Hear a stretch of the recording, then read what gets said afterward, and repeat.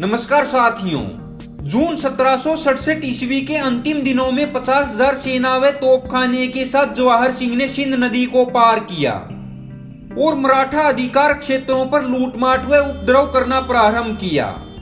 जवाहर सिंह ने लाहौर पर अपना थाना बैठा करके 10,000 सेना रामपुरा पर आक्रमण करने के लिए भेजी।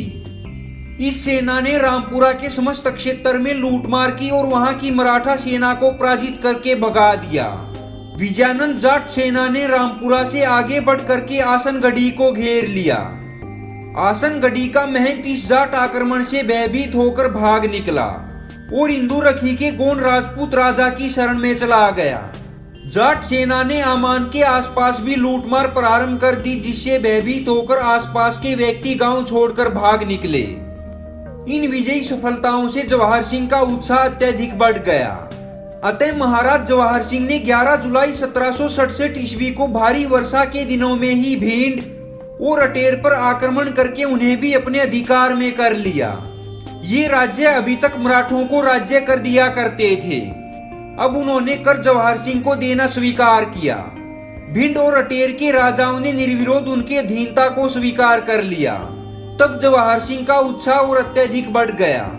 अब वो बड़ी तेजी से अन्य क्षेत्रों पर भी अधिकार करने के लिए मुरावली होता हुआ समथर की ओर जाने वाला था। लेकिन इसी समय उनको समाचार मिले कि रामपुरा वालों ने विद्रोह कर दिया है। अपनी योजना को स्थगित करके जवाहर सिंह परावरा गांव के मार्ग से 13 जुलाई 1767 को रामपुरा की ओर चला गया। जाट सेना ने रामपुरा को चारों ओर से घेर लिया और कुछ ही समय बाद रामपुरा वालों ने जाटों की अधीनता को स्वीकार कर लिया। यहाँ से जीतने के बाद महाराज जवाहर सिंह सेशन ने कालपी क्षेत्र की ओर बढ़ा। वहाँ का मुख्य मराठा अधिकारी बालाजी गोविंद खैर चाहता था कि जाट उसके क्षेत्र में लूटमार ना करे। अतः उसने पहले ही कृष्णजी पंत को जवाहर सिंह के पास भेजकर 3 लाख रुपए देने का वायदा किया, परंतु जवाहर सिंह इससे संतुष्ट नहीं हुआ। इस समय बालाजी गोविंद खैर और उसके साथी जोलोन से कोई 8 मील उत्तर में स्थित सारावन गढ़ी में थे। वे जवाहर सिंह ने एक सैनिक दल भेजकर कूच पर अधिकार कर लिया। उधर जवाहर सिंह ने स्वयं सेशन ने बालाजी गोविंद आदि पर 16 जुलाई 1767 ईस्वी में हमला किया। इस हमले से सारे मराठा सरदार वहां से भाग गए। उनके बाल बच्चे रायपुर जालौन में थे, अतः उन्हें भी वो अपने साथ लेकर सब बेतवा नदी को पार कर अपने एक मित्र बुंदेलगढ़ के राजा के पास चले गए। जवाहर सिंह तब कुछ समय तक जालौन के आसपास ही ठहरकर सारे क्षेत्र पर अपना अधिकार कर स्थापित करने में लगा रहा। महाराज जवाहर सिंह द्वारा कालपी के सारे क्षेत्र को अधिकार में लेने के बाद वहां से कूच किया और 29 जुलाई 1767 ईस्वी को वहां से समथर पहुंचे। समथर के गुर्जर राजा ने सहेजी जवाहर सिंह की अधीनता स्वीकार कर ली और उसे 20-25 हजार रुपए देने का वायदा किया। जवाहर सिंह ने दतिया के राजा से भी कर वसूल किया और उसके बाद अगस्त 1767 ईस्वी के प्रथम सप्ताह के लगभग वह नरवर की ओर चल पड़ा। इस तरह कुछ ही महीनों में मराठा संवाददाताओं के शब्दों में कालपी प्रांत, कछवाहाधार, भदावर, तंवरधार, शिकरवार व खितौली आदि क्षेत्र में सभी स्थानों पर जाट राजा जवाहर सिंह का आधिपत्य हो गया।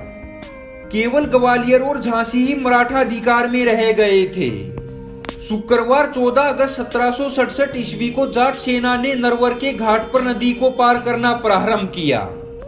तब बजरंगगढ़ के खींची राजा का आग्रहपूर्ण आमंत्रण जवाहर सिंह को मिला कि वह उसकी सहायता कर उसके राज्य को मराठों के आधिपत्य से दूर कर देवे, किंतु जवाहर सिंह ने इसे अमान्य कर दिया और वो नरवर से ही उत्तर की ओर लौट पड़े। उधर रास्ते में जाटों ने गोविंद सभाराम पर दबाव डालकर जिगली का मराठा थाना भी जीत लिया। फिर गोहद और पछोर के राजा भी उनके साथ आ मिले। गोहद के राणा ने उनसे प्रार्थना की कि मराठों ने उनके थानों पर अधिकार कर लिया है, अतः उनकी सहायता की जाए। जवाहर सिंह ने उन्हें वचन दिया कि दशहरा के बाद उनकी सहायता की जाएगी। यदि आपको ये वीडियो अच्छी लगी हो तो सर छोटू राम के चैनल को सब्सक्राइब कीजिए और बेल आइकन पर क्लिक करें ताकि आपको लेटेस्ट वीडियो की नोटिफिकेशन मिलती रहे।